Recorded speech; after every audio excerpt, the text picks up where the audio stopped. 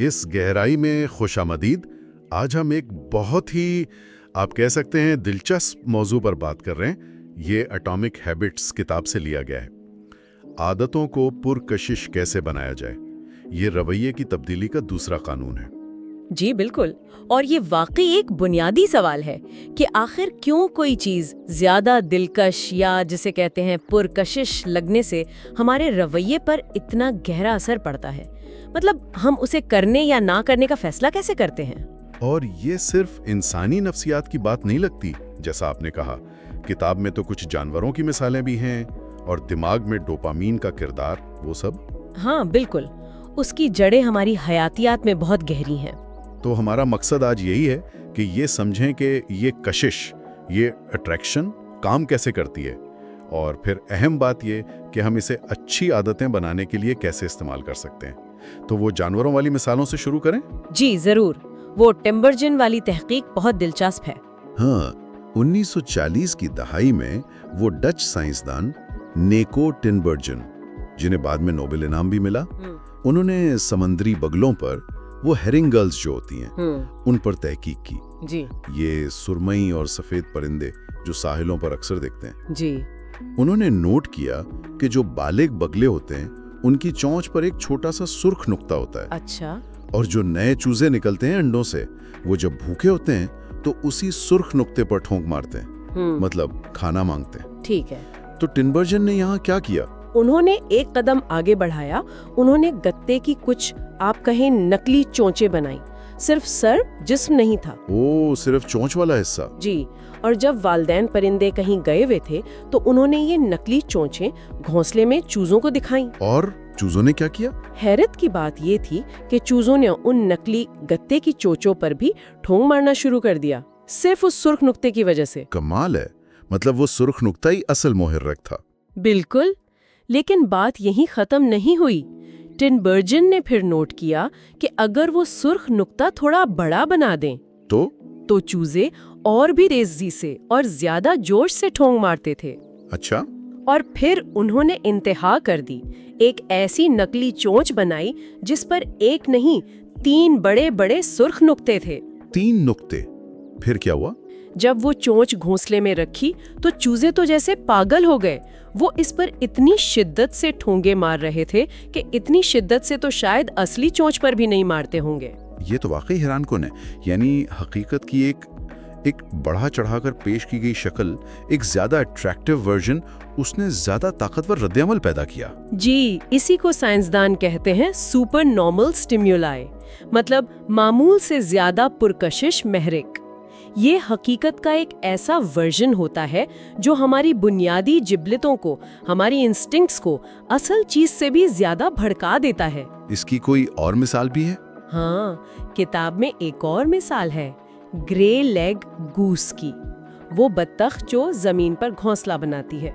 اگر اس کا انڈا گھونسلے سے باہر لڑک جائے تو وہ اپنی چونچ اور گردن سے اسے واپس گھونسلے میں دھکیلتی ہے۔ ٹھیک ہے، یہ تو سمجھ آتا ہے۔ لیکن اگر آپ اسے اس کے انڈے کے بجائے کوئی بھی گول چیز جیسے بلیئرڈ کی گیند یا کتاب میں تو والی بال کی مثال ہے وہ دے دیں۔ والی بال؟ وہ تو بہت بڑا ہوتا ہے۔ جی ہاں، لیکن وہ بطخ اس والی بال کو بھی واپس گھونسلے میں لانے کی کوشش کرے گی، بلکہ اصل انڈے سے بھی زیادہ شدت سے کوشش کرے گی، حالانکہ وہ صاف ظاہر ہے کہ اس کا انڈا نہیں ہے۔ تو یہ سپر نارمل سٹیمولس کا ایک اور کیس ہوا، بڑا انڈا، زیادہ کوشش۔ بالکل، یہ ایک مبالغہ آمیز محرک ہے جو ایک مبالغہ آمیز رد عمل پیدا کر رہا ہے۔ اور یہ صرف جانوروں تک تو محدود نہیں ہے نا، کتاب کہتی ہے کہ ہم انسان بھی۔ ہم انسان تو بہت زیادہ اس کا شکار ہوتے ہیں، جنک فوڈ کو ہی دیکھ لیں۔ ہاں، یہ مثال تو بہت واضح ہے۔ ہمارے آباء و اجداد لاکھوں سال ایسی دنیا میں رہے جہاں کیلوریز، خاص طور پر نمک، چینی، چکنائی، یہ سب بہت نایاب تھا، بہت مشکل سے ملتا تھا۔ تو بقا کے لیے ضروری تھا کہ جب بھی یہ چیزیں ملیں خوب کھایا جائے۔ بالکل، تو ہمارے دماغ اسی طرح پروگرام ہو گئے کہ ان چیزوں کو بہت زیادہ اہمیت دیں۔ جب یہ پتہ نہ ہو کہ اگلا کھانا کب ملے گا تو جو بھی زیادہ کیلوریز والی چیز ملے اسے فوراً کھا لینا ہی بہترین حکمت عملی تھی۔ لیکن آج تو صورتحال بالکل مختلف ہے، خوراک کی کمی نہیں، خاص طور پر پروسیسڈ فوڈ کی۔ جی یہی تو مسئلہ ہے، خوراک ہر طرف ہے، کیلوریز سے بھری ہوئی، لیکن ہمارے دماغ وہ اب بھی اسی پرانی سیٹنگز پر چل رہا ہے۔ وہ اب بھی نمک، چینی، چکنائی کو ایسے چاہتا ہے جیسے یہ نایاب ہوں۔ اور فوڈ انڈسٹری اس کا فائدہ اٹھاتی ہے۔ بالکل، وہ جانتے ہیں ہمارے دماغ کی کمزوریوں کو، وہ ایسے کھانے بناتے ہیں جو ان چیزوں کا ایسا امتزاج ہوتے ہیں جو قدرتی کھانوں میں کبھی نہیں ملتا۔ وہ ڈائنامک کنٹراسٹ جیسی ٹیکنیک استعمال کرتے ہیں۔ ڈائنامک کنٹراسٹ وہ کیا ہوتا ہے؟ مطلب ایک ہی لقمے میں مختلف احساسات، جیسے آلو کے چپس باہر سے کرکرے، اندر سے نرم، یا پیزا کرسٹ کرسپی اور اوپر پگھلا ہوا پنیر نرم اور چوئی۔ اچھا، تو اس سے کیا ہوتا ہے؟ اس سے دماغ بور نہیں ہوتا۔ آپ قدرتی کھانا کھائیں، جیسے آپ کوئی سبزی کھا رہے ہیں، تو کچھ لقموں کے بعد دماغ کو وہ ایک جیسا ہی لگتا ہے، لیکن یہ پروسیسڈ فوڈز ہر لقمے میں تھوڑا نیا پن دیتے ہیں، تو آپ زیادہ کھاتے چلے جاتے ہیں۔ اور وہ اورو سینسیشن کا بھی ذکر تھا کتاب میں، یعنی کھانا منہ میں کیسا محسوس ہوتا ہے؟ جی ہاں، اس پر تو کمپنیاں لاکھوں ڈالر خرچ کرتی ہیں کہ چپس کا کرنچ کتنا ہونا چاہیے، کولڈ ڈرنک میں فزز کتنی ہونی چاہیے۔ وہ ہر پروڈکٹ کے لیے ایک بلس پوائنٹ تلاش کرتے ہیں۔ بلس پوائنٹ یعنی نمک، چینی اور چکنائی کا وہ بالکل صحیح، وہ پرفیکٹ کمبینیشن جو دماغ کو سب سے زیادہ اچھا لگے، جو اسے بار بار کھانے پر اکسائے۔ اوہ خدایا، تو نتیجہ یہ ہے کہ ہم ایسی چیزیں کھاتے ہیں جو ہمارے دماغ کے لیے قدرتی کھانوں سے کہیں زیادہ پرکشش، زیادہ اٹریکٹیو بنائی گئی ہیں۔ جی بالکل، اور یہ صرف کھانے کی بات نہیں ہے۔ آپ اپنے ارد گرد دیکھیں، سوشل میڈیا پر ملنے والی فوری لائکس اور تعریف، وہ دفتر یا گھر میں ملنے والی تعریف سے کہیں زیادہ تیز اور زیادہ ہیں۔ صحیح۔ اشتہارات میں جو ماڈلز دکھائے جاتے ہیں وہ اتنی ایڈیٹنگ اور لائٹنگ کے بعد ہوتے ہیں کہ وہ خود بھی ویسے نہیں دکھتے۔ آن لائن پورنوگرافی میں مناظر کی رفتار اور شدت حقیقی زندگی سے کہیں زیادہ ہوتی ہے۔ یہ سب حقیقت کے مبالغہ آمیز ورژنز ہیں۔ سپر نارمل سٹیمولائی ہر طرف۔ جی، جو ہماری بنیادی خواہشات کو ہائی جیک کر لیتے ہیں اور ہمیں زیادہ خریداری، زیادہ سوشل میڈیا، زیادہ کھانے پینے کی طرف دھکیلتے ہیں۔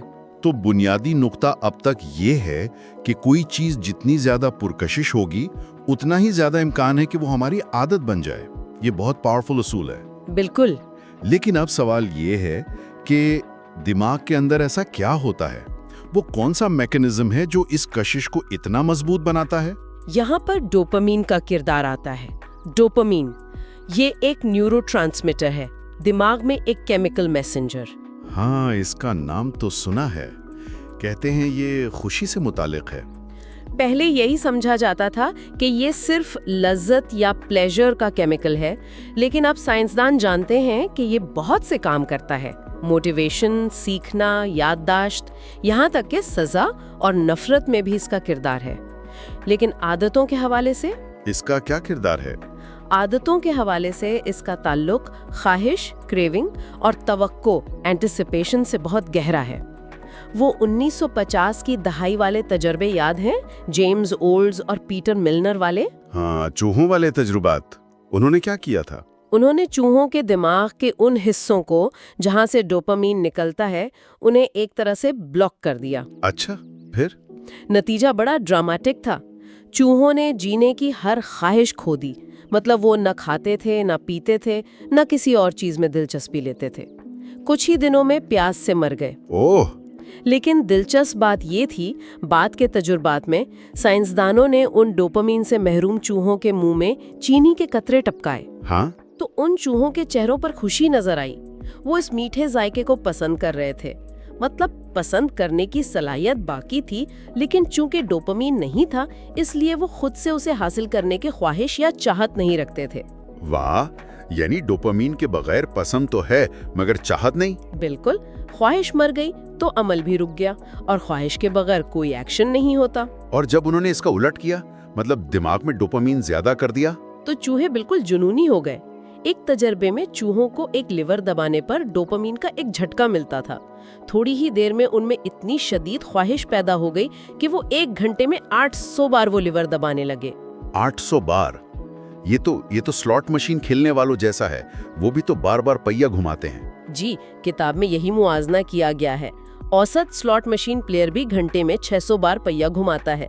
तो इससे क्या पता चलता है? यही कि आदतें, खास तौर पर जो बहुत पुख्ता हो जाती हैं, वो डोपामीन से चलने वाले फीडबैक लूप हैं। बिल्कुल। जितनी भी लत वाली आदतें हैं, मंशियात, junk food, video games, social media, इन सब में डोपामीन की सतह बुलंद होती है। और हमारी बुनियादी हयातियाती ज़रूरतें भी, खाना, पानी, सेक्स, समाजी मेलजोल, इनमें भी डोपामीन शामिल है। लेकिन आपने कहा था कि ये सिर्फ लज्जत के बारे में नहीं है। जी, यही सबसे अहम नुक्ता है। साइंसदानों ने बाद में ये दरियाफ्त किया कि डोपामीन सिर्फ उस वक्त नहीं निकलता जब आपको इनाम मिलता है, बल्कि उस वक्त भी निकलता है, और शायद ज्यादा, जब आप इनाम की तवक्को करते हैं। तवक्को पर मतलब इनाम मिलने से पहले? जी हाँ, जुए के आदी शख्स को शर्त लगाने से पहले वो डोपामीन का रश महसूस होता है, जीतने के बाद नहीं। कोकेन के आदी को वो पाउडर देखने पर डोपामीन का झटका लगता है, उसे इस्तेमाल करने के बाद नहीं। अच्छा। जब भी दिमाग ये पेशगोई करता है कि कोई मौका फायदामंद होगा, तो इस तवक्को में डोपामीन की सतह बढ़ जाती है, और जब डोपामीन बढ़ता है तो अमल करने की तरगीब, वो मोटिवेशन भी बढ़ जाती है। तो ये असल इनाम की बजाय उसकी उम्मीद है जो हमें हरकत पर मजबूर करती है। बिल्कुल, ये इनाम की तवक्को है, न कि उसकी तकमील, जो हमें अमल करने पर मजबूर करती है। इसीलिए तो बाज़ोकात किसी चीज का इंतजार करना उसके मिल जाने से ज्यादा मजेदार लगता है। हाँ, जैसे बचपन में ईद का इंतजार या किसी सफर पर जाने से पहले उसके बारे में सोचना। जी, साइंसदान इसे चाहने यानी वांटिंग और पसंद करने यानी लाइकिंग का फर्क कहते हैं। दिमाग में चाहने वाले सिस्टम पसंद करने वाले सिस्टम से कहीं ज्यादा बड़े और ताकतवर हैं। मतलब हमारा दिमाग ख्वाहिश करने पर ज्यादा जोर देता है। आप कह सकती हैं, दिमाग में इनामात को चाहने के लिए पसंद करने से कहीं ज्यादा न्यूरल सर्किटरी वक्फ है। चाहने के मराकज़ बड़े हैं, जबकि पसंद करने के मराकज़, जिन्हें हेडोनिक हॉटस्पॉट कहते हैं, वो छोटे छोटे जजीरों की तरह हैं। ये तो बड़ी दिलचस्प बात है। इससे पता चलता है कि ख्वाहिश कितनी बुनियादी चीज है। ख्वाहिश ही वो इंजन है जो रवैये को चलाता है। हर अमल से पहले उसकी तवक्को होती है। ये ख्वाहिश है जो रद्दे अमल की तरफ ले जाती है। तो अगर हम वापस दूसरे कानून पर आएं, इसे पुरकशिश बनाएं, तो इसका मतलब है कि हमें अपनी आदतों को ऐसा बनाना है कि हमारा दिमाग उनकी तवक्को करे, उन्हें चाहे। बिल्कुल, हमें उन्हें इर्रेजिस्टिबल बनाना है, नाकाबिले मुज़ाहमत, क्योंकि ये एक फायदामंद तजुर्बे की तवक्का ही है जो हमें पहली जगह अमल करने की तरगीब देती है। ठीक है, तो अब सबसे बड़ा सवाल, हम ये करें कैसे? अमली तौर पर, खास तौर पर उन आदतों के लिए जो ज़रूरी तो हैं लेकिन शायद इतनी दिलचस्प नहीं, जैसे वर्जिश करना या कोई दफ्तरी काम मुकम्मल करना। यहाँ पर किताब एक बहुत ही अमली हिकमत अमली बताती है। इसे कहते हैं टेम्पटेशन बंडलिंग। टेम्पटेशन बंडलिंग, तरगीब को एक साथ जोड़ना, ये कैसे काम करता है? इसका बुनियादी आइडिया बहुत सादा है। आप एक ऐसा काम जो आप करना चाहते हैं, यानी जो आपको पसंद है, पुरकशिश लगता है, उसे एक ऐसे काम के साथ जोड़ दें जो आपको करना चाहिए, यानी जो जरूरी है लेकिन शायद आपको इतना पसंद नहीं। किताब में वो आयरलैंड की इंजीनियरिंग तालिब इल्म रोनन बायरन की मिसाल थी। जी, उसे नेटफ्लिक्स देखना पसंद था लेकिन वर्जिश करनी जरूरी थी। जी हाँ, तो उसने क्या किया? उसने अपनी इंजीनियरिंग की महारत इस्तेमाल की। अपनी वर्जिश वाली साइकिल, स्टेशनरी बाइक को अपने लैपटॉप और टीवी से जोड़ दिया। अच्छा। और फिर एक कंप्यूटर प्रोग्राम लिखा। ये प्रोग्राम ऐसा था कि नेटफ्लिक्स सिर्फ उसी सूरत में चलता था अगर वो एक खास रफ्तार से साइकिल चला रहा हो। जबरदस्त। यानी अगर वो सुस्त होता तो शो रुक जाता, जब तक वो दोबारा तेज पैडल चलाना शुरू न कर दे। कमाल है।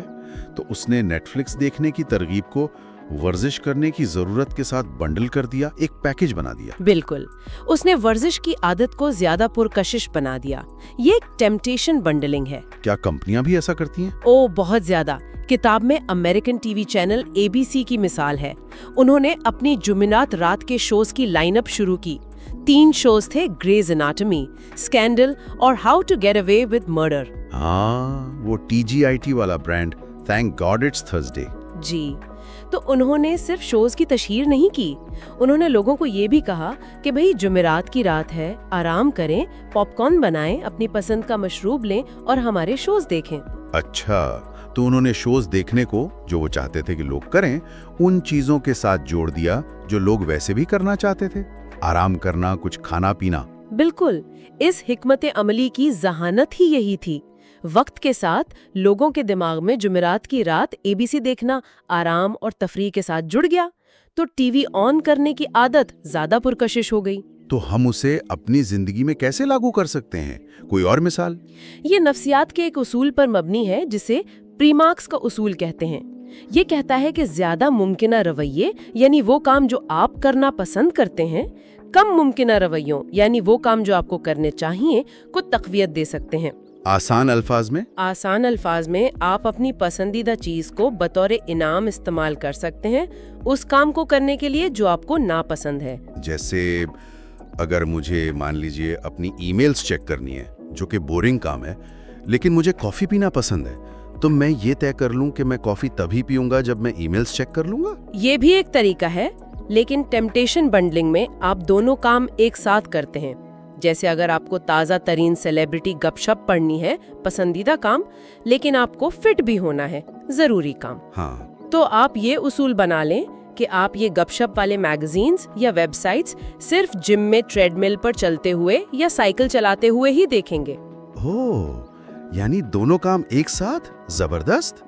या जैसे किसी को पेडिक्योर करवाना पसंद है, लेकिन दफ्तरी ईमेल का बैकलॉग खत्म करना है, तो वो ये कर सकता है कि पेडिक्योर करवाते हुए ही वो ईमेल्स निपटाए। ये तो बहुत अमली लगता है। क्या इसे आदतों को जोड़ने वाली तकनीक से भी मिला सकते हैं? जी बिल्कुल, इससे एक ज्यादा मुनज़्ज़म तरीका बन सकता है। इसका फॉर्मूला कुछ यूं बनेगा: 1. मेरी मौजूदा आदत के बाद मैं वो आदत करूंगा जो मुझे चाहिए जरूरी है। 2. वो आदत जो मुझे चाहिए जरूरी है के बाद मैं वो आदत करूंगा जो मैं चाहता हूँ, पसंद है। जरा मिसाल देकर समझाएं। ठीक है, फर्ज करें आप खबरें पढ़ना चाहते हैं, पसंदीदा, लेकिन आपको लगता है कि आपको ज्यादा शुक्रगुजारी का इजहार करना चाहिए, जरूरी। ठीक है। तो फॉर्मूला बनेगा: 1. सुबह की कॉफी पीने के बाद मौजूदा आदत, मैं कल होने वाली एक चीज कहूंगा, लिखूंगा जिसके लिए मैं शुक्रगुजार हूँ, जरूरी आदत। 2. एक शुक्रगुजारी की बात कहने लिखने के बाद जरूरी आदत, मैं खबरें पढ़ूंगा, पसंदीदा आदत। बहुत खूब। एक और मिसाल, जैसे किसी को खेल पसंद है, लेकिन सेल्स कॉल्स करनी है जो मुश्किल लगती है। तो 1. लंच ब्रेक से वापस आने के बाद मौजूदा आदत, मैं 3 मुमकिना क्लाइंट्स को कॉल करूंगा, जरूरी आदत। 2. 3 मुमकिना क्लाइंट्स को कॉल करने के बाद जरूरी आदत, मैं स्पोर्ट्स वेबसाइट चेक करूंगा, पसंदीदा आदत। या जैसे फेसबुक चेक करना चाहते हैं, पसंदीदा, लेकिन ज्यादा वर्जिश करनी चाहिए, जरूरी। तो 1. अपना फोन निकालने के बाद मौजूदा आदत, मैं 10 बर्पीस करूंगा, जरूरी आदत। 2. 10 बर्पीस करने के बाद जरूरी आदत, मैं फेसबुक चेक करूंगा, पसंदीदा आदत। वाह, ये तो मुश्किल लगेगा शुरू में। शायद शुरू में लगे, लेकिन उम्मीद ये है कि वक्त के साथ आपका दिमाग इन 3 क्लाइंट्स को कॉल करने या 10 बर्पीस करने के इंतजार करने लगेगा, क्योंकि उसके फौरन बाद वो पसंदीदा काम करने को मिलेगा, स्पोर्ट्स न्यूज या फेसबुक। बिल्कुल, वो जरूरी काम करना उस इनाम का इशारा बन जाएगा जो आने वाला है। जो काम करने की जरूरत है उसे करना इस बात की अलामत बन जाएगा कि अब वो काम करने को मिलेगा जो आप करना चाहते हैं। तो हमने बात शुरू की थी सुप्रानैचुरल स्टिम्युलाई से, वो हकीकत के मुबालिगा आमेज वर्जन जो हमारी ख्वाहिश बढ़ाते हैं। और टेम्पटेशन बंडलिंग गोया एक तरीका है अपनी किसी भी आदत का एक सुप्रानैचुरल वर्जन बनाने का, उसे किसी ऐसी चीज से जोड़कर जो हम पहले से चाहते हैं। जी, आप इसे इस तरह देख सकती हैं। वाकई एक नाकाबिले मुज़ाहमत आदत बनाना शायद मुश्किल हो, लेकिन ये सादा हिकमत अमली तकरीबन किसी भी आदत को पहले से ज्यादा पुरकशिश बनाने के लिए इस्तेमाल की जा सकती है। तो आज की सारी गुफ्तगू का निचोड़ क्या है? बुनियादी पैगाम तो यही है कि रवैये की तब्दीली का दूसरा कानून है, इसे पुरकशिश बनाएं। جی، اور ہم نے دیکھا کہ یہ کام کیوں کرتا ہے۔ سپر نارمل اسٹیمولائی کا تصور اور خاص طور پر ڈوپامائن لوپ، جس میں انعام کی توقع کا کردار بہت اہم ہے۔ اور پھر ہم نے ایک عملی حکمت عملی دیکھی، ٹیمپٹیشن بنڈلنگ، جسے ہم استعمال کر سکتے ہیں۔ جی، اگر ہم باب کے اہم نکات کو دہرائیں تو پہلا دوسرا قانون، اسے پرکشش بنائے۔ پہلا دوسرا قانون۔ دوسرا، کوئی موقع جتنا زیادہ پرکشش ہوگا اس کے عادت بننے کا امکان اتنا ہی زیادہ ہوگا۔ پہلا دوسرا قانون۔ تیسرا، عادتیں ڈوپامین سے چلنے والے فیڈ بیک لوپ ہیں۔ جب ڈوپامین بڑھتا ہے، عمل کرنے کی ہماری ترغیب بھی بڑھتی ہے۔ پہلا دوسرا قانون۔ چوتھا، یہ انعام کی توقع ہے، نہ کہ اس کی تکمیل، جو ہمیں عمل کرنے پر مجبور کرتی ہے۔ توقع جتنی زیادہ ہوگی، ڈوپامین کا اثر اتنا ہی زیادہ ہوگا۔ پہلا دوسرا قانون۔ اور پانچواں، ٹیمپٹیشن بنڈلنگ اپنی عادتوں کو زیادہ پرکشش بنانے کا ایک طریقہ ہے۔ حکمت عملی یہ ہے کہ آپ جو کام کرنا چاہتے ہیں اسے اس کام کے ساتھ جوڑیں جو آپ کو کرنے کی ضرورت ہے۔ یہ سب بہت مفید ہے۔ آخر میں سامعین کے لیے ایک سوچ چھوڑ جاتے ہیں۔